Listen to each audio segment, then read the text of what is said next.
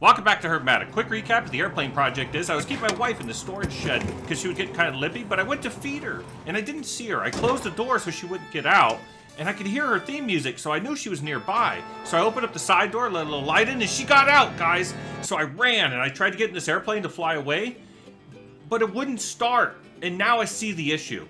So I went home and I grabbed a motor out of my ceiling fan, but it was really heavy and I was coming up an inch short as usual. And the wife said that my hair was stupid. Then I added flubber to the crankcase of the engine. It started floating, so I used this crane to hold it down long enough so I could attach it with these bolts from a 10-speed bicycle, and it worked. While I was distracted by this wavy arm guy, my wife picked a fight with this guy, and his name is John Cena. And so my buddy Chris agreed to ref the fight, so I put on my mask and tights, and I lost. Then I hired this homeless guy to sleep in the airplane so it wouldn't float away because of the flubber. Okay, so I'm feeling for it. But then he started to do other stuff, so I had to kick him out of there. Then I figured out I didn't have the right size wrench for this fuel pump, so I just hand tightened it and glued it in place. This is the drain where you drain the pee from the flubber, and I didn't have the right size wrench for that either, so I tied it in place with some baling wire. Give this a few pulls. I was alone, so I decided to turn one out in the hangar, and they actually make a loop for that. I took a nap, I woke up, and started gluing random things together. Now that we've got all that stuff done, the next part is baffling, but I'm sure I can figure it out. Then I tried to give the wife a carrot for Easter.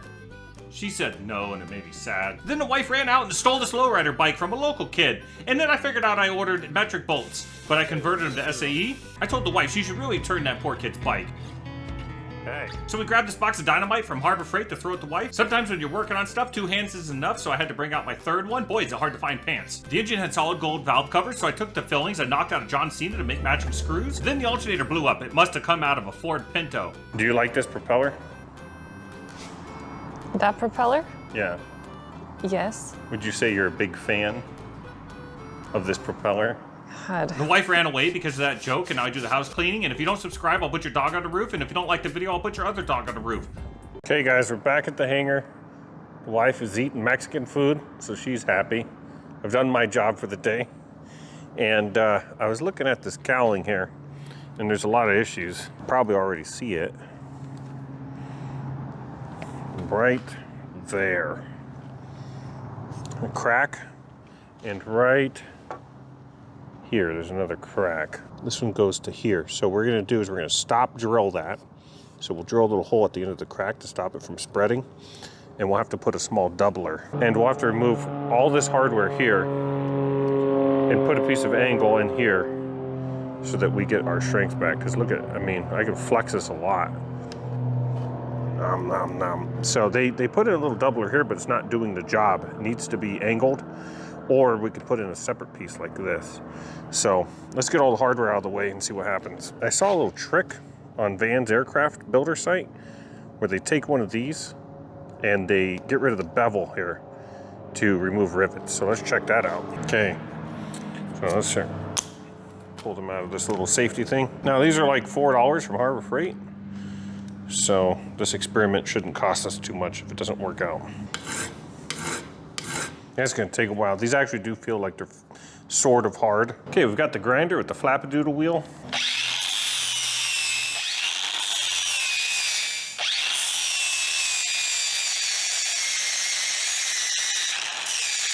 Okay, we're getting them a little hot there. I don't want to change the temper.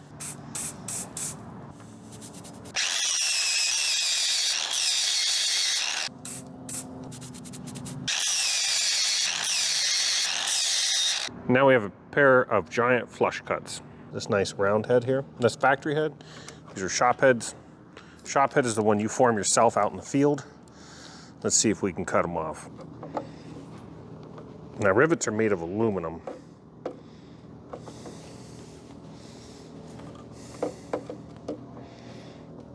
Okay, I'm not able to get under the head enough to get any leverage.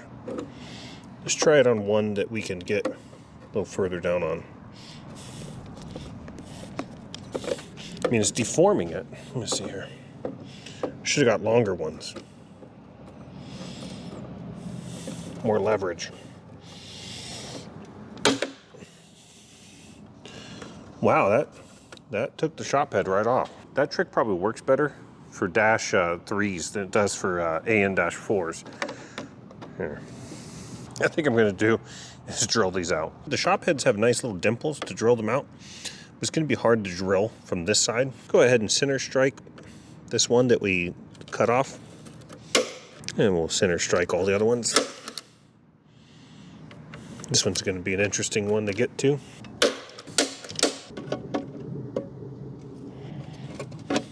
Here, remove the cotter pin, pull out this castle nut. We'll remove these cowl flaps. Just little AN3 bolts here. 3/16. For some reason they, they give everything an extra number.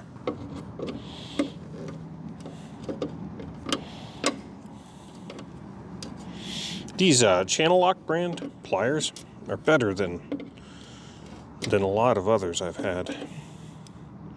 These are made in the USA. 317, I guess their number is. Pretty good, actually.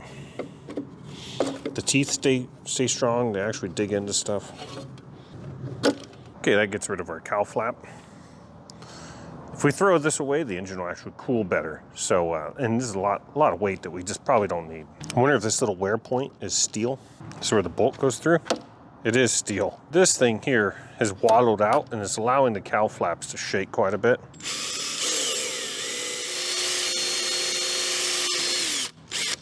See how the rivet started spinning? Let's see if with this, our little flush cutters here can make, there it is. Cut out the rest of that rivet.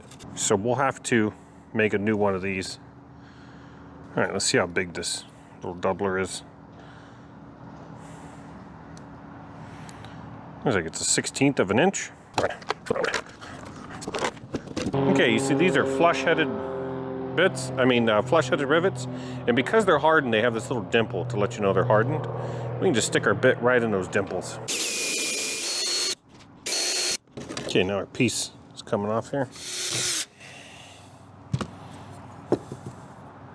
Okay, there's our dimpled doubler. Here's our broken piece. All right, let's do another flip.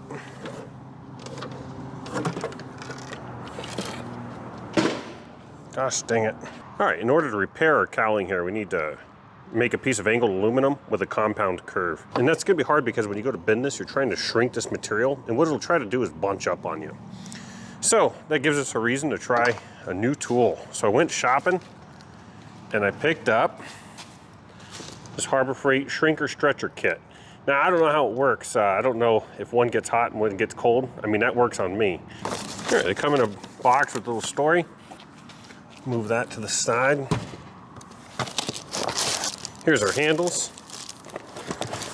And it comes with 2 of these and some Allen keys, and that's it. All right, we can see that this one's labeled Shrinker, so this one must get pretty cold. All right, there's the tool itself. And the bottom here is drilled and tapped for 2 10mm bolts. I ran to the hardware store and paid like $17 for each one of these. All right, if we stick this between the holes, we get 2.544 whatever. All right, if we take a look at our handy conversion chart that came in our Harbor Freight drill bit set here, let's look for 10mm. Looks like the closest one we get is 13/32, and it gives us 0.3mm of wiggle. We'll look to the side here, see if we're straight, and we'll look to the other side. That's okay. We can always hog it out to another size. Come on.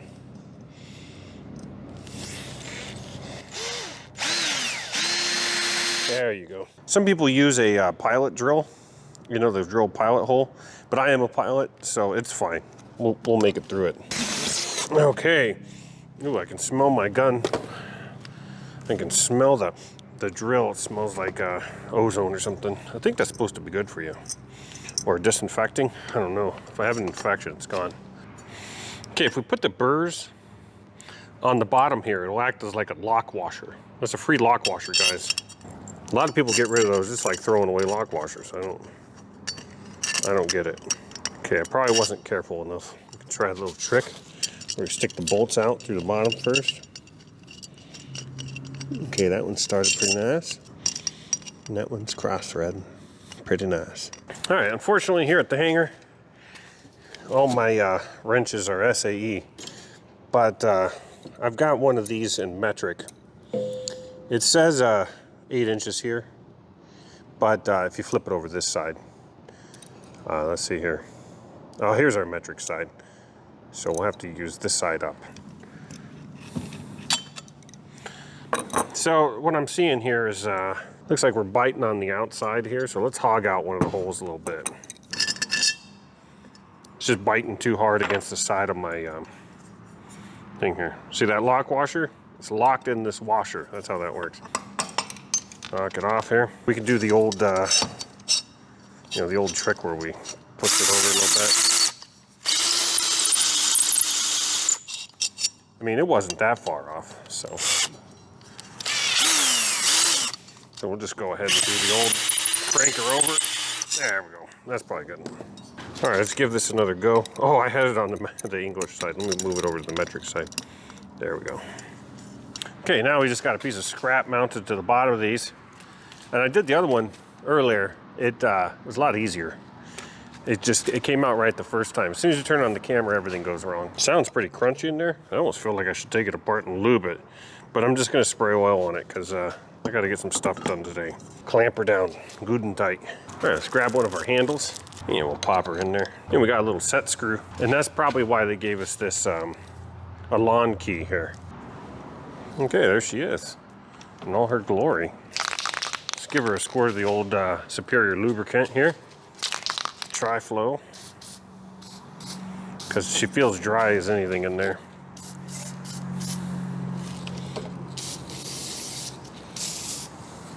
There we go. That feels juicy. Let's take a look at how these work. So this is your expander. When you open it up, you put your metal in there, and when you push down, it pulls those pieces apart. See that? So it's pulling the material apart right here in the middle. Now our shrinker is going to do the opposite. Watch her little teeth.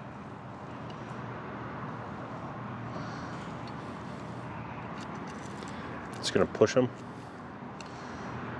together, just a tiny amount at a time. So it takes multiple bites on this.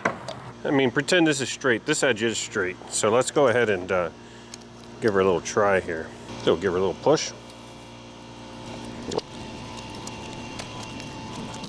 This is the shrinker, so what we're doing is we're actually pulling it together this way. So we can see that it's starting to make a little bowl here. And if we were to use the expander on the other side, we should be able to get a curve.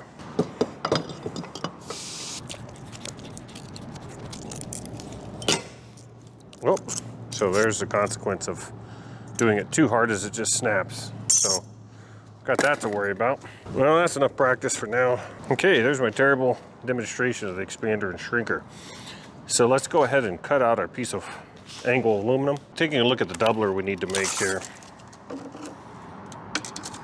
We need it to be about 1 foot long. And each of these is 1 inch. We can go 12 inches by 1 inch by 1 inch angle. All right, let's open up our aluminum. You're a delicate instrument. I ordered silver and it came in blue, so we'll have to paint it later.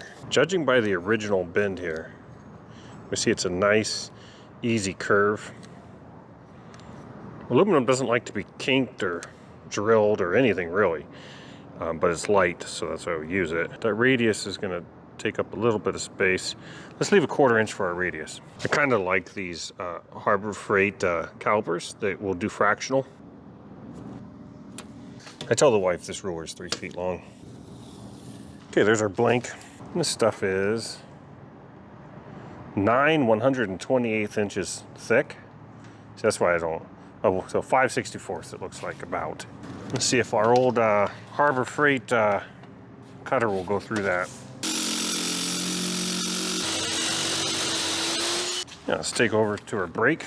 This is homemade. I made this one like when I was like in my early 20s, and I couldn't afford the Harbor Freight like $40 brake. It was probably 30 bucks back then. So I made this out of scrap. Just pop this in here. So I'm gonna pull our center line out from, kind of put it in the middle of this gap here. You can put another piece of angle iron in here. This one's welded in, but you can put another piece of one here to make the bends tighter. But we want a nice radius. Now we got that about where we want it. Let's tighten down our little 1/2-inch bolts. That's tight. And that's tight. That's tight. That's, as they used to say. All right, let's give her a little go.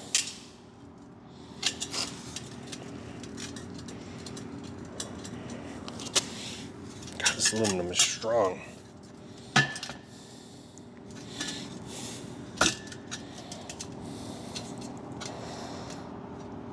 They should use it on airplanes. Oh wait, problem is it's springing back so much because of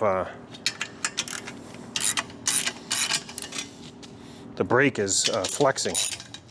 I may have to buy a brake one day, guys. This is about as far as we got. So we're halfway there, guys. What's good about being halfway there is we could use the vise to finish her. Make our life easier if we lube up the vise, huh? Spray this up its rear end. She's nesting pretty well. Here's our cowl. Here's our curve, our doubler. Let's go ahead and mark this for our shrink marks. Here's this 48-inch roller here.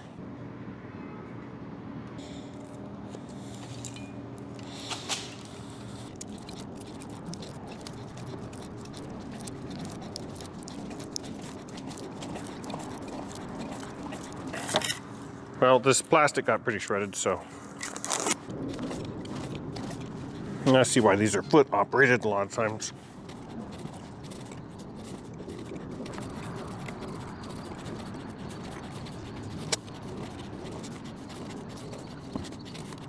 Okay guys, see how we're starting to get a curve? I can also sand this because this material is considerably thicker than I actually need. And when you shrink it, it actually thickens it up even more. So we might be able to sand this without losing much. Let's see how our fit's going.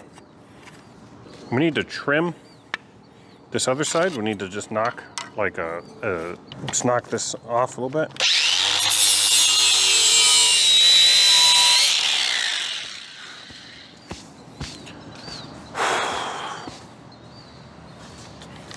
I held my breath that whole time, so I didn't have to wear any safety stuff, so don't worry about it. There's our broken piece. There's our patch. Our patch is going to slide down here. Could use a little bit more crease on this end here. Okay, we've got our severed arm reattached with our little patch piece we made earlier. And we've got it all clamped in place and it lines up without any force.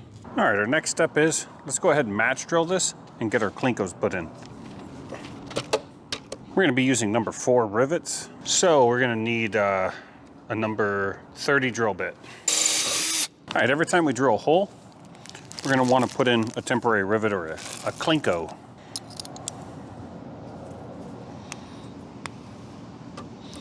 Just slap one of those in. Now that'll hold her together while we drill our next one.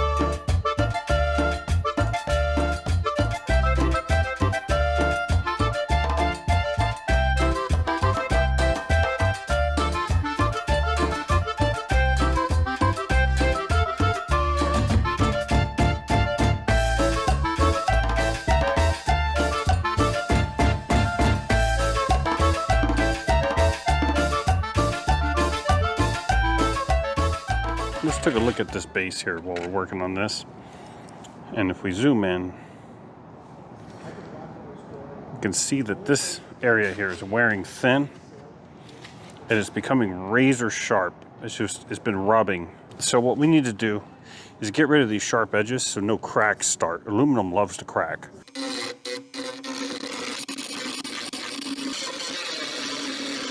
Okay, that gets rid of all our sharp edges, so they're less likely to crack. Right here we have like a cut that was started. They cut this out when it used to have a turbo. And they started a cut here, and they didn't finish it, so we got to grind that out.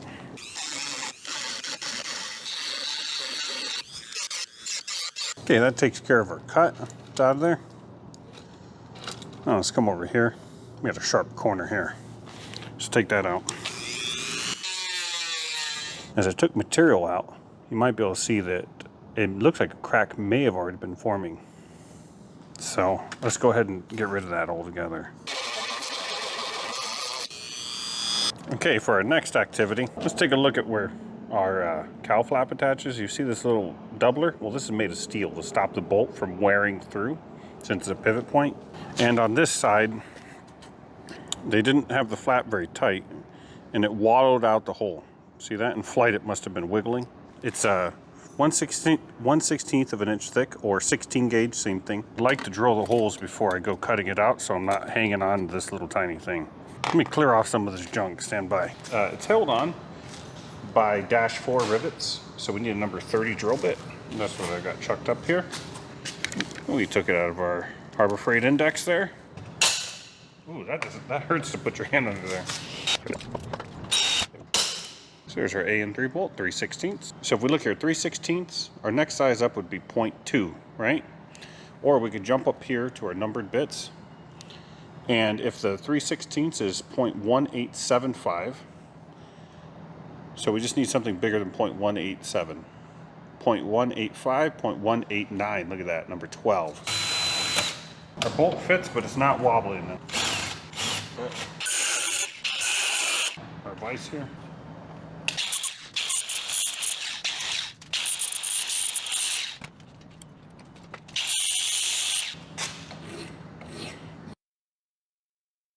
Okay, next thing we're going to do is let's address this little crack right here. I've already stop drilled it, so it won't go any further here. So now what we're going to do is put a doubler back here.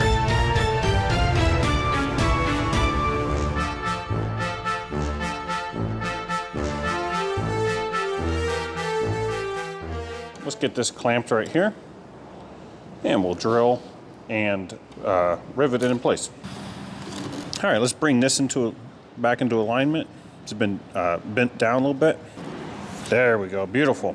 Now we've got to use flush rivets because remember our cowl flap comes up and down, and they've already been drilled for number 4s. So that's what we're going to use. There's random number 4 holes all along here. So let's go ahead and match drill them. We'll use a number 30 bit, and we're using a Harbor Freight. I just picked this up. This is like my other drill index you saw in the earlier video, except for this is the titanium one. It was a few bucks more. We'll see if it's much better. Let's pop in some Clecos.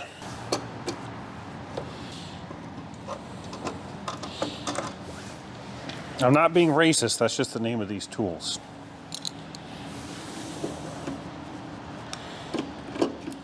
Okay, so let's add rivets every inch along here. See, this cowling was modified. This aircraft was at some point, it was converted to a turbo, and it was converted back, and it was converted back poorly.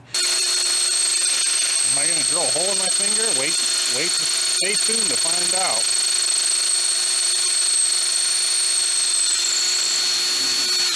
Nope. See, so how these rags go is they start off, they're brand new, terry rags. I use them at first to clean my nose, and then once they're too dirty for that, then they go into regular duty, and then when they're super greasy and stuff, then they go to like severe oil spill cleanup, and then they get tossed. So, you know, recycle, renew, reuse. Okay, so we're just going to use this deburring tool here, and just a couple of turns on each one, we'll take the burr right out. Let me see if I can show you the difference. We'll do this one here.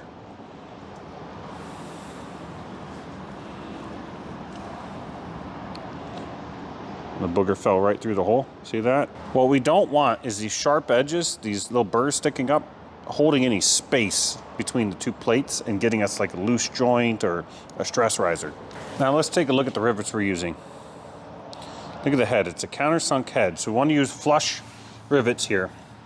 These old holes are already countersunk. See how the rivet fits flush in there?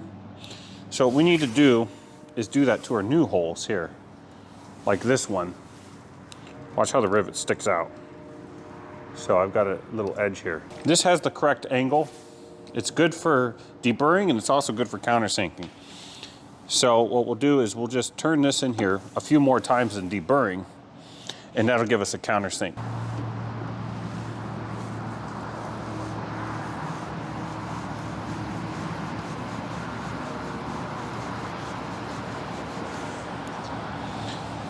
Okay. It still sticks out, so we got to go a few more turns. Now let's take a look at that. That's pretty good. It's hard to use this tool to deburr back here because it hits right here. So this is the tool we can use here, and we can reach in the hole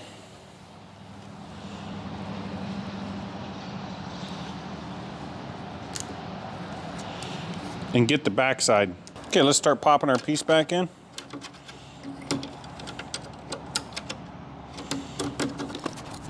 Okay, here's a tool we're going to be using to install those. And we just have flush dies here. Now normally if you use a round head rivet, you would use a round headed die. We'll use that a little later, but since we're doing flushies, we're just going to use this. And because I don't need the extra reach of this head, let's go ahead and just swap this out real quick. You know, you never want too much reach. That's always been my philosophy. In all different areas. All right, so now we've got the shorter head on there. Let's put our flush anvil back. There you go. Squish. This is a -4 rivet, so we want to use this gauge right here, the one that's stamped -4.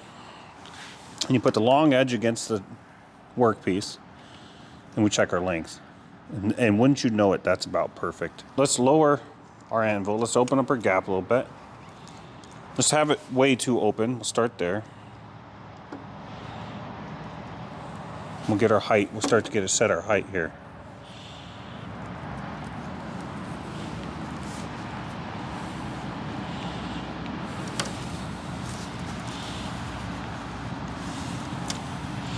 Okay, so let's see where we are. This squished end is what we call our shop head. The other side, the formed head, is called the factory head. So these are -4 rivets, which is 1/8 of an inch.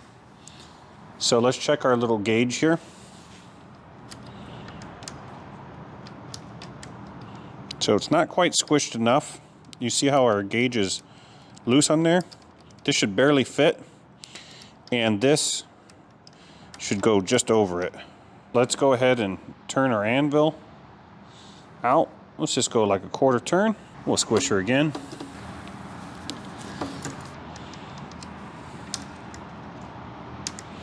We need just a little bit more, so we'll turn this out another 1/4 of a turn. Just like that. Let's put a little squish on her. We've only got to set this once, and then we can just go to town. I mean, that is just about perfect. Yep, see that's tight? So that's perfect. Now we're not gonna touch it. So we'll just go along and rivet all the rest of these. So we'll just pop our rivet in.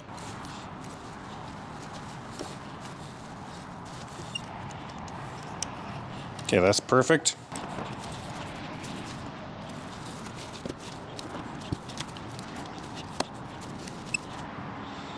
Beautiful. With these rivet squeezers, you can feel in your body when you have the right amount of squeeze. See if you guys can tell on camera when we've just about got it right.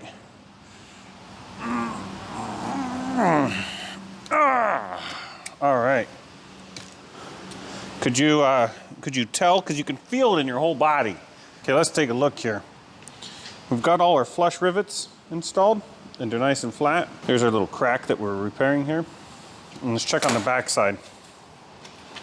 And there's all our shop heads, and now this piece is strong. What happened on this airplane is over the years, people doing maintenance, they would just leave out mounting screws, so some of this stuff started to vibrate, and that caused a lot of this cracking issues. Like this here is, this side didn't even have screws in it. The little leg at the end here, the mounting screws. See on this side how they have a couple of nut plates. Well, this plane was always missing like 10% of its screws, and this stuff would vibrate and crack. So that's what we're repairing. It's just bad maintenance over the years. Let's Cleco our structure back in place here.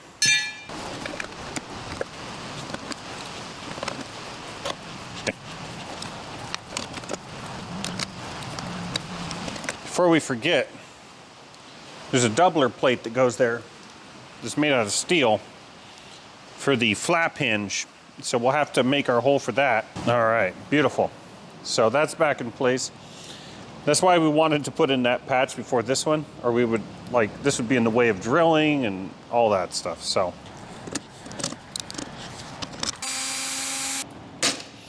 Nice and tight. So we're almost ready to put this in place, but we're not quite there yet. Do you see these cam lock devices? Well, there's supposed to be one here and one here. We could see 2 spots for cam locks, and these are 5/8 of an inch. Harbor Freight step drill here, and we need to take it to 5/8, or basically when the marker disappears. Okay, I'm worried because that does not look centered. I must have got the punch off on this one, so let's try this one here. Okay, you see we're off on that one too. Oh yeah. If any of you guys got dental appointments coming up, don't let this upset you.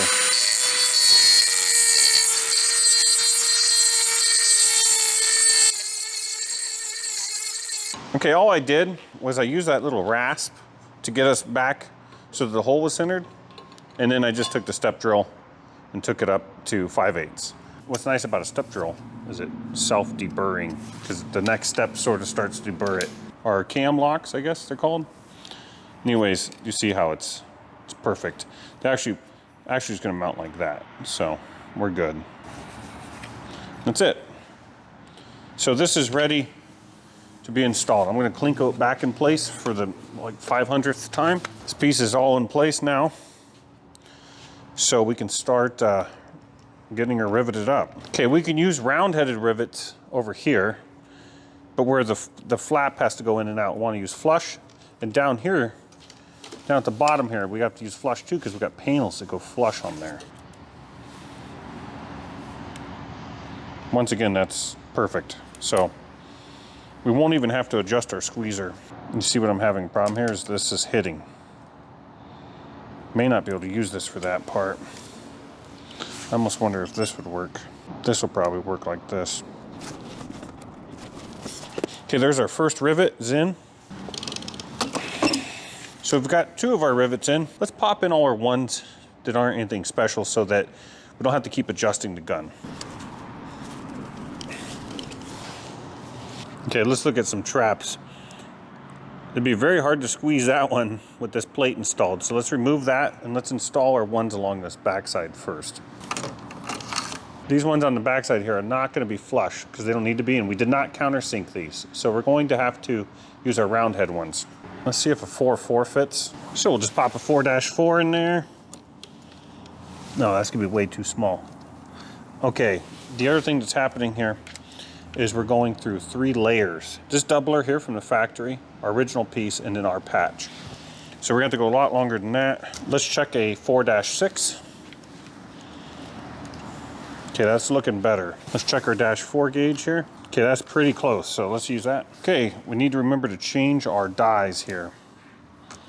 And look, we're gonna have a hard time using this right here because of hitting on the frame here. And the other issue we're having is we can't go around this way anymore because we got this stuff in the way. Here she is, she's beautiful. Here's our number 4 angle driver. So we could use this too. Let's also grab our number 4 extended one. That's not going to help us. This will help us. Okay, let's adjust our gun here. We'll hold in. Okay, that's no power. Let's go to 4. That should be good.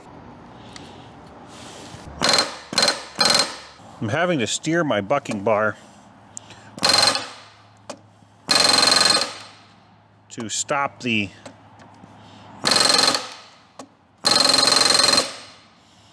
tail from going over on me. Okay, this feels pretty good.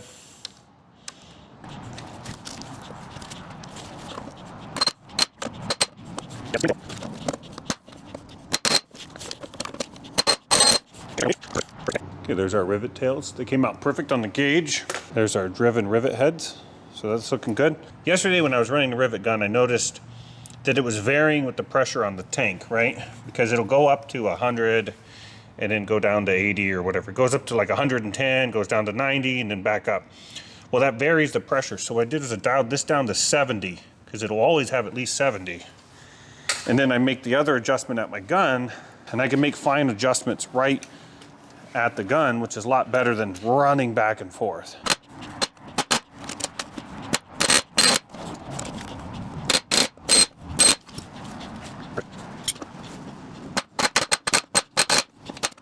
So I can't get my squeezer in here, but I need to drive a flush rivet. You see I got the head right there.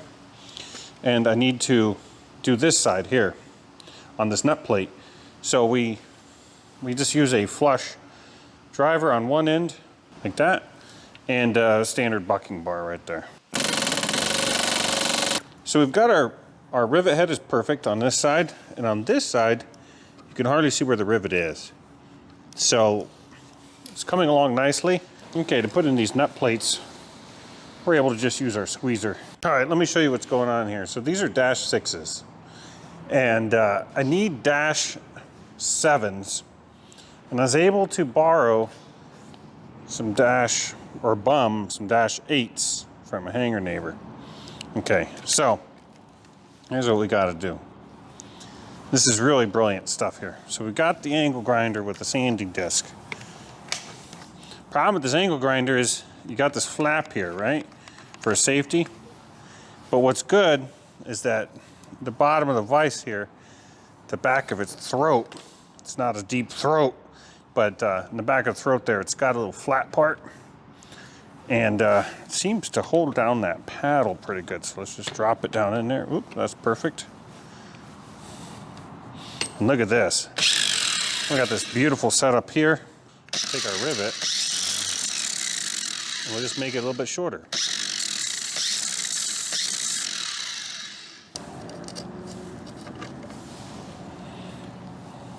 We just got to find one that's the right size. Okay, it's still a little long, so let's take a little more off there. Listen, don't copy anything I do, and because if you get hurt, I'll just run away if you try to sue me. So don't do this stuff at home.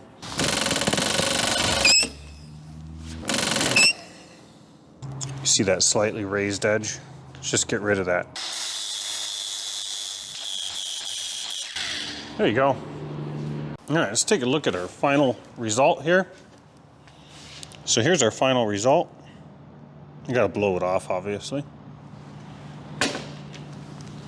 And underneath here, let's see if I can get it to focus. Underneath here, you can see our little crack there. Everything else is flush. It's been tied in with the original brace here, where the cowl flap opening is. And yeah, so it's all done. Looks great. I'm really happy with it. So our cowl is all structurally repaired. Here's our other little repair strip there. That's all done. So this cowl should be good to go. And I put all the screws in, so it shouldn't vibrate apart again. I'm gonna go lunch. Eat a hot dog. You guys ready? I'm gonna shoot your shoe.